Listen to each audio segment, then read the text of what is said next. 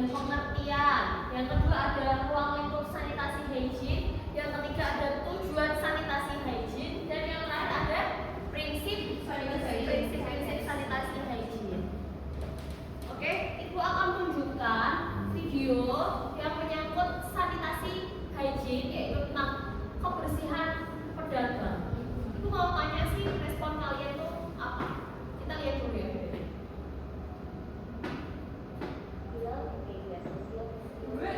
Apa ini? Tikus. Kirain ada apa nih? Tikus. Berantakan banget ya. Iya. Jorok ibu ini. Kotor banget bilang. Ih, jorok banget semua. Coba. Yang beli. Kecoa goreng, kecoa crispy. Emang enak. Jangan tahu. Dalamnya kan ada. Nah, kualinya, tempatnya sih sampah di mana-mana berceceran. Tempat penyimpanan dicampur. Iya. Kalau kayak gini, kira-kira kalian mau makan nggak? Enggak lah. Wajarnya nggak dicuci. Berantakan sekali. Oke, cukup. Selanjutnya, apa sih yang bisa dipetik dari video tadi kira-kira? Dari kalian? Kalau kita punya bisnis makanan atau tempat makan itu harus bersih, soalnya biar pelakunya juga nyaman, nggak menimbulkan resiko apalagi kontaminasi atau kontaminasi. Terus sebagai pelaku usaha boga apa ya yang kira-kira kita lakukan agar kita terhindar dari hal kayak gitu apa? Ya kita Lebih memperhatikan kebersihan ibu. Tuh,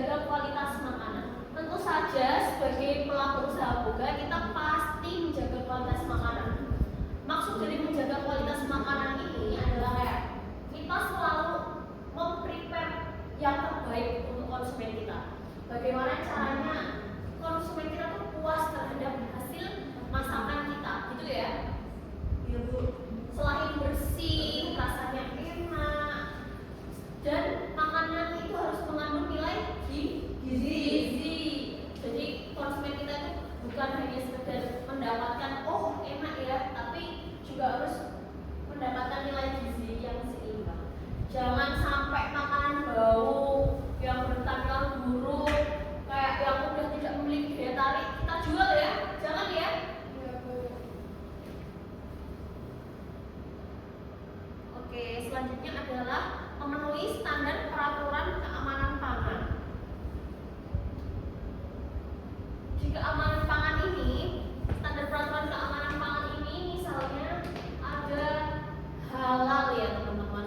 Ada halal, ada BPOM yang sudah dijamin oleh pemerintah. Jadi kalau makanan halal bagi yang muslim itu tidak mengandung babi, tidak mengandung alkohol. Jadi kita harus tahu makanan yang kita konsumsi itu seperti apa sih, layak nggak sih untuk kita. Pasti ada SOP tertentu yang dilampaui oleh penjual itu.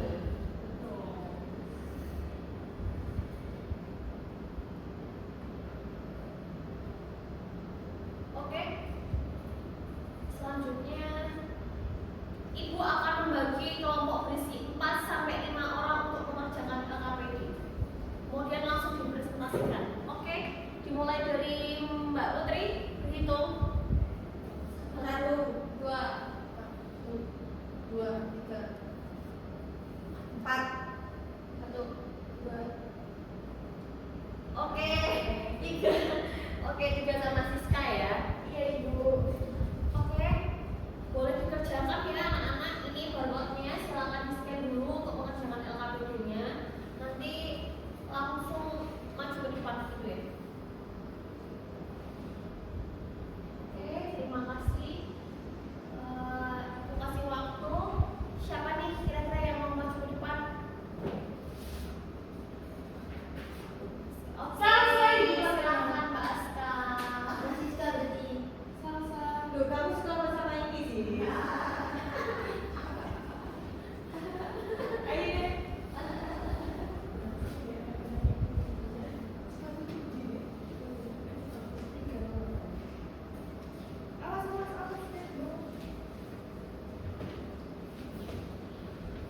Beri tepuk tangan dong untuk teman kalian yang presentasi.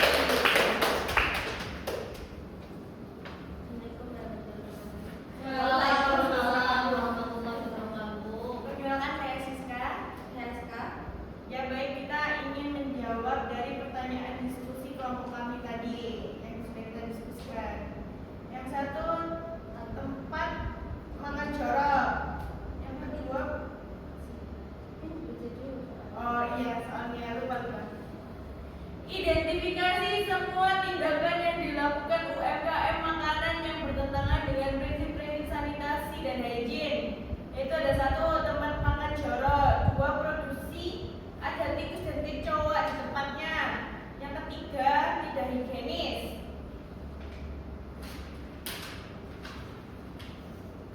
Yang kedua, jelaskan secara rinci bagaimana setiap tindakan tersebut melanggar prinsip-prinsip dasar sanitasi higien. Yang pertama, tempat penyimpanan bahan makanan dicampur dan berantakan, pengolahan bahan makanan yang jorok, dan pengelolaan atau memasak dengan tidak higienis. Oke, terima kasih Bu Doplos. Oke, jadi untuk belajar hari ini kira-kira ada yang mau ditanyakan nggak? Jelas, Bu. Jelas ya, jelas ya bagaimana itu sanitasi, pengertian sanitasi, apa sih dampak sanitasi, kira-kira kalau kita itu jorok terhadap lingkungan sekitar dan tidak peduli terhadap diri kita itu dampaknya apa, efeknya apa, kita tahu ya. Sudah jelas ya semuanya ya. Oke, kalau gitu Ibu mau minta 1 anak untuk memberi kesimpulan. Salsa. Oke, Mbak Salsa bisa memberikan kesimpulan. Pada pertemuan kali ini kita belajar tentang sanitasi hygiene. Pentingnya melakukan sanitasi hygiene itu biar kita nggak terkena penyakit yang menular. Seperti kayak memisahkan barang yang kita memisahkan tempat penyimpanan bahan yang mentah dengan yang matang. Terus mencuci tangan sebelum makan. Terus kita kalau ingin makan di luar memperhatikan tempatnya terlebih dahulu apa sudah bersih atau belum. Oke, terima kasih Mbak Salsa. Oke, selanjutnya tidak ada pertanyaan lagi ya. Sudah Ibu. Sudah cukup.